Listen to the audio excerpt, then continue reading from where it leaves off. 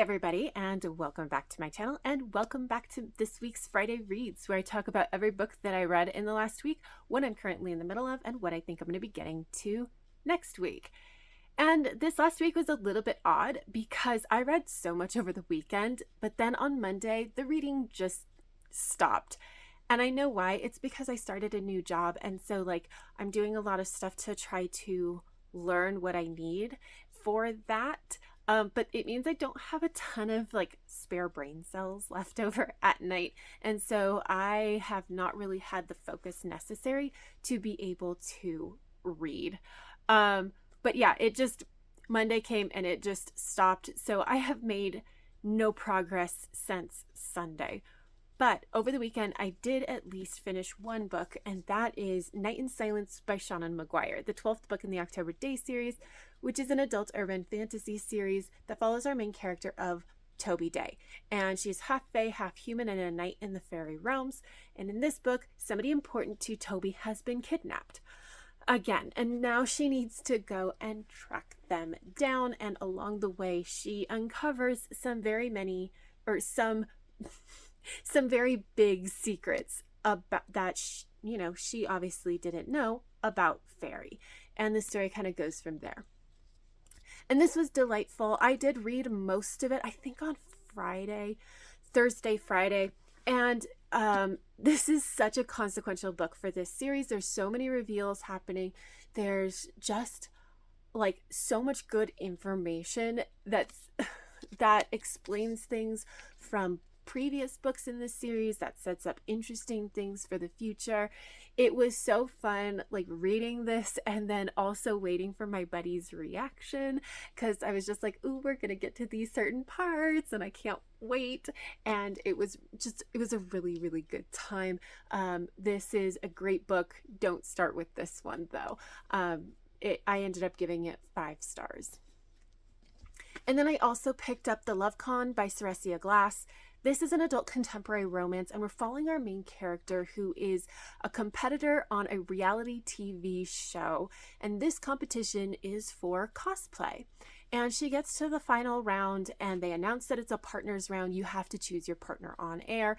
And our main character is a little bit goaded into choosing her best friend, but saying it's her boyfriend, because there's a lot of emphasis placed on it being a romantic partner.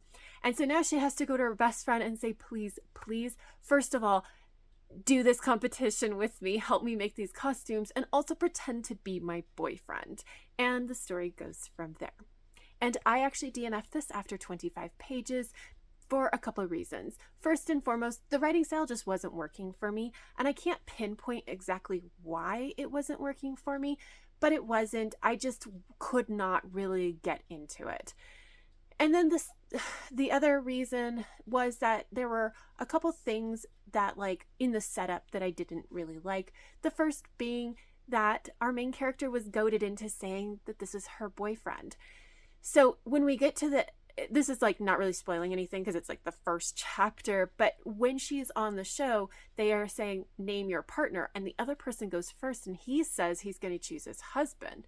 And they put such an emphasis on a romantic partnership, and especially this being a marriage, that our main character feels like she has to have that level of thing too. But my problem is that romantic relationship is not the end all be all. Marriage is not the end all be all. And up until this point, our main character had been pushing back against this one judge that was really kind of the problem for a lot of this stuff, until she just buckles and is like, oh, he's my boyfriend. And so it's just I don't really believe this. But the other problem is that her best friend has always had the hots for her and just has never said anything. And instead of being I should just tell her, he's I'm going to use this competition to show what a great boyfriend I can be, and then she'll want to date me. And I was just why don't you just tell her? Why didn't you tell her before this? So it's sneaky and I don't really love it. So between all of those things, all of it happening within the first 25 pages, I was just this isn't really working for me, and I'm just not going to continue on with it. And that is it. That's all I read and DNF'd this last week, but I did make progress on some. First being Voyage of the Basilisk by Marie Brennan. This is the third book in the Memoirs of Lady Trent series, which is an adult fantasy, like fictional memoir, as Lady Trent is recounting how she became a world famous dragon naturalist. I am now on page 100. So I have made some pretty good progress on this, but like this is one that it is while this is in a completely different world, the writing style is very Victorian-esque and takes a little bit more energy from me to be able to kind of make my way through the writing style. It's still highly enjoyable, but like once Monday hit, I knew that I wasn't going to be able to focus on this, so I made decent progress over the weekend, but not as much as I would have liked. It is still really good. I'm enjoying it. I feel like this first 100 pages really of these books is like really set up, and especially because there's that foreshadowing that our narrator does. Is just like, I didn't know how important this was going to become. And we're still kind of in that phase. So it's enjoyable, but like, I don't know exactly where we're going yet.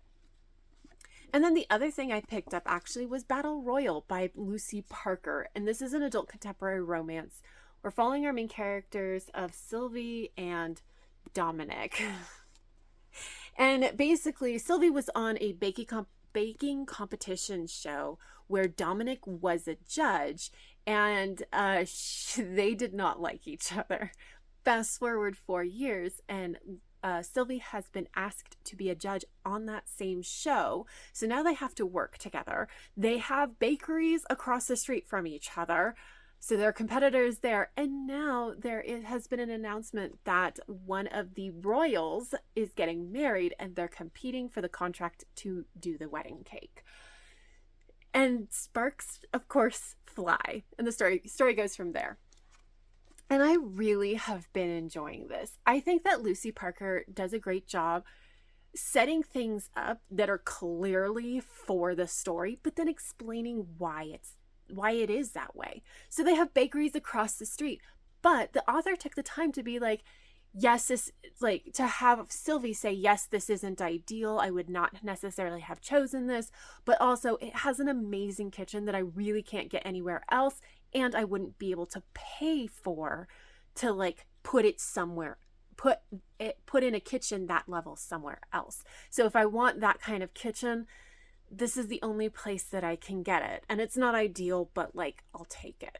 And I really, really I appreciate that kind of thought that goes into it. Cause like, yeah, I totally understand you want to have certain setup, but like make it make sense. And the author really does a pretty good job with that. I'm enjoying the characters so far. But I'm only 70 pages in, which is not terribly far. So I don't feel like I know them super well yet. And we definitely haven't gotten to the part where there's like actual chemistry between them, but I am really enjoying the setup. I'm really enjoying the writing style. And so this has been lovely so far. So what am I reading next week? Obviously, these are my focus. I would really like to try to finish Voyage of the Basilisk.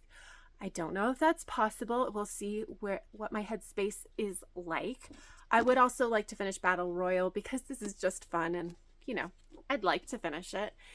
And then after that, I do actually need to read Honestly Elliot by Gillian McDunn. This is a middle grade novel. This is the one that my older child picked out. We haven't done that in a couple months, so I kind of need to get on this one. And then if I have time, I'm probably going to pick up A Curious Beginning by Deanna Rayburn.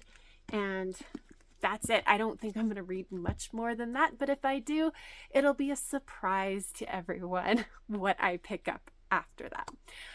But that is it. So if you have any thoughts or feelings about any of the books that I mentioned in this video, please leave a comment down below. That's it. If you liked it, please give it a thumbs up, subscribe if you want to, and until next time, have happy reading, and I will see you in my next video. Bye!